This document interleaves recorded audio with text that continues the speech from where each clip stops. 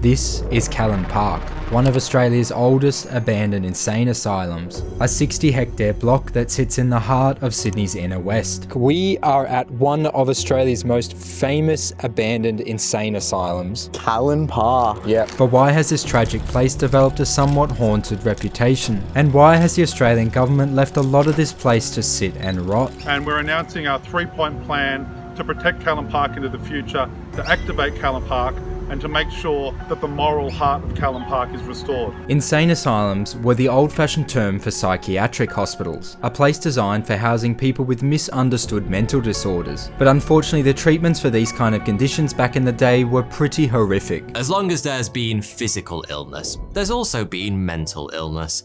And as long as there's been mental illness, there's been a variety of highly disturbing so-called treatments that make Harold Shipman seem about as deadly as a damp flannel. Unfortunately, Callan Park was no exception to this stigma. Built to originally house 666 people, it was closed with almost 3,000 patients in it.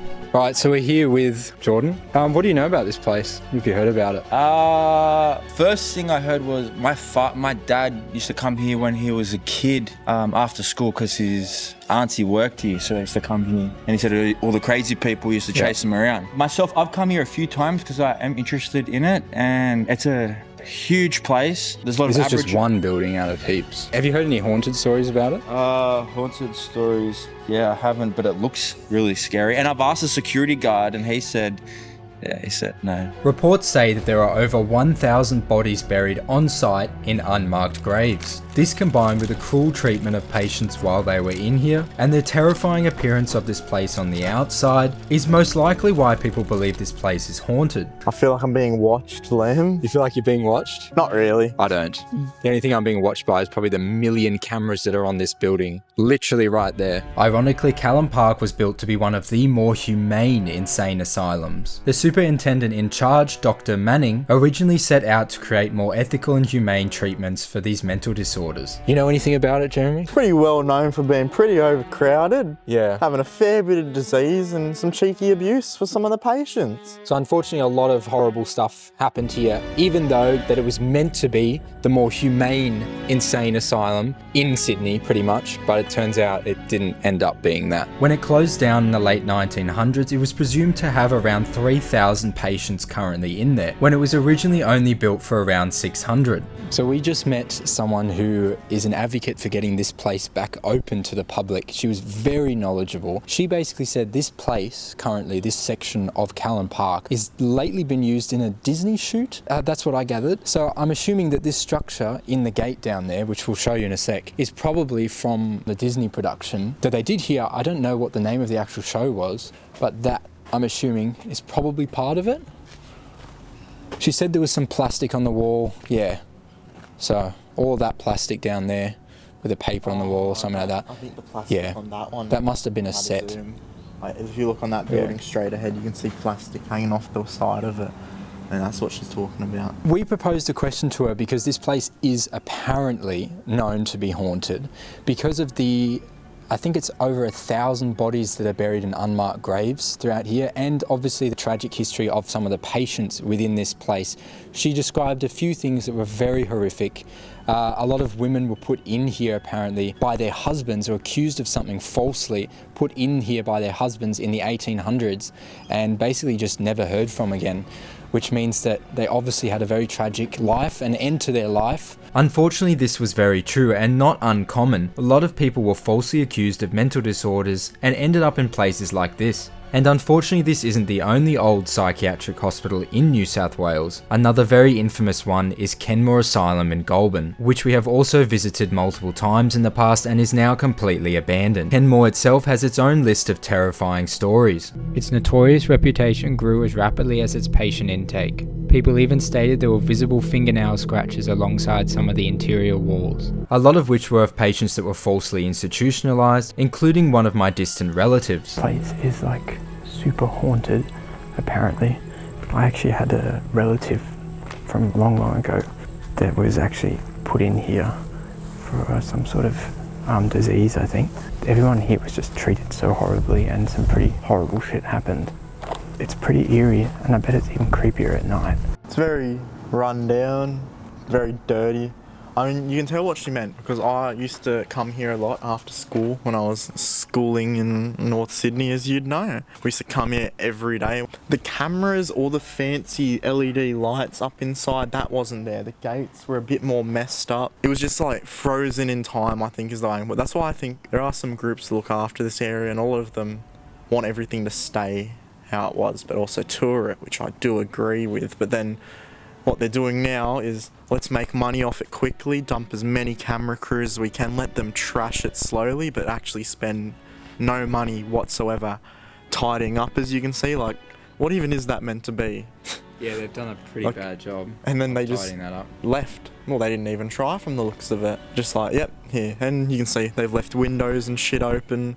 So going to be some nice mould in some of the buildings, but here's what it is, I guess. Callan Park in Sydney's inner west is set to become a permanent film production base. It's all part of the state government's 10-year plan to grow the arts, culture and creative industry sector, which accounts for 10% of the state's workforce. Old buildings like Callan Park and Kenmore are heritage listed, meaning there should be some degree of maintenance done on these buildings to keep them looking original. Unfortunately for Kenmore, it has been sold overseas and this will most likely not happen. Insane asylums no longer exist in Australia like this. They're now called psychiatric wards and they're usually part of hospitals or smaller buildings or properties, so not as big and grand kind of as this place is, and obviously not as cruel and inhumane as these places are known to be in the past, with very unethical kinds of treatment. On average, these psychiatric wards cost more than $500 million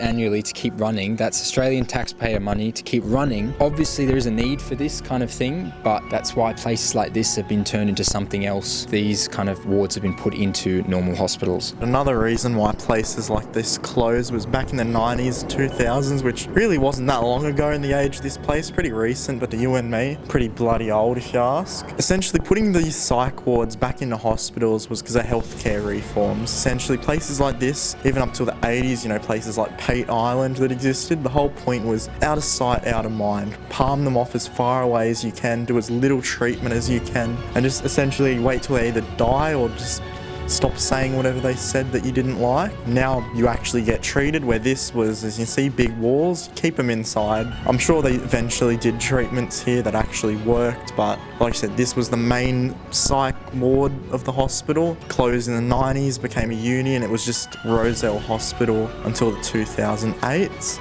I don't even know what buildings they used. They were pretty decrepit and look like they haven't been touched in 100 years, to be fair. So what do you guys reckon should be the future of these old abandoned asylums? Should they be brought back to life for the community to use, or should they be restored completely and kept as a museum? We're in the more abandoned, neglected section of it right now. As you can see, the buildings look a lot different to the one we were at before. They are a bit newer as well than that original sandstone building, but these house some of probably the most traumatic stuff that happened here happened in these kind of buildings. It's reported that some of the more traumatic treatments for some mental conditions were performed in the late 1900s, meaning these newer buildings were most likely the site for some of the more horrific treatments. Even just this section we're in right now looks pretty damn creepy. One of the cool stories I've heard about this place was actually on Reddit. It's from a user that I have no idea. It was 3 years ago, and it goes, "I live and grew up really close to the abandoned Callan Park Asylum. When I was a teen, me and my mates used to break in all the time to explore, although nothing ever happened when we did. But once I had a massive fight with my mum, and when and like a dramatic teenager does, I decided to run out in the middle of the night and go to the abandoned park. Yes, I was an idiot. I didn't understand why as a young teenage girl that going into this massive property at night in the dark was bad. I was passing by what I assumed was an old abandoned chapel when I heard the blood-curdling scream coming from it. I footed it and also started screaming.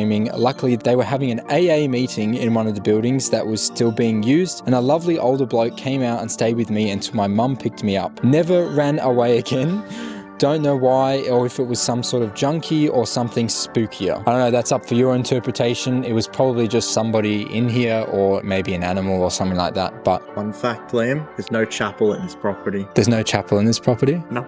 Okay. Well, she said what she thought was a chapel. And then someone replied to it, "I had a sleepover at a friend's place when I was about 10. We also heard screams in the bushes. Turns out it was possums having but I only put 2 and 2 together years later. So whether or not this place is dark, history still haunts the grounds. It's needless to say this place has had a very tragic past.